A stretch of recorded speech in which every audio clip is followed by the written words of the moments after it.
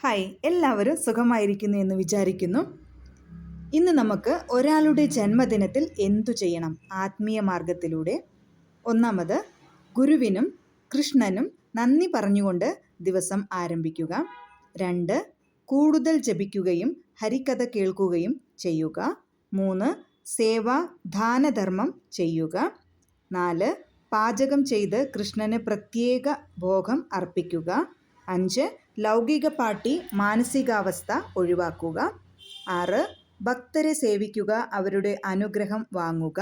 7, സ്വയം ധ്യാനിക്കുക, കീഴടങ്ങുക.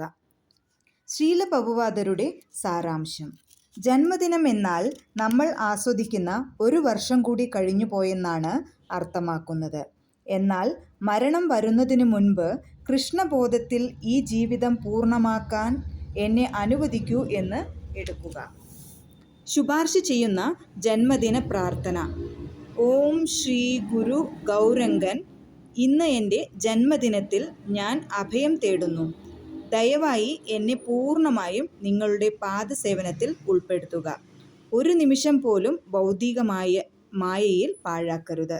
Thank you so much. ഇന്നുവരെ എനിക്ക് നൽകിയ എല്ലാ സപ്പോർട്ടിനും മനസ്സിൻ്റെ ഉള്ളിൽ നിന്നും നന്ദി പറയുന്നു.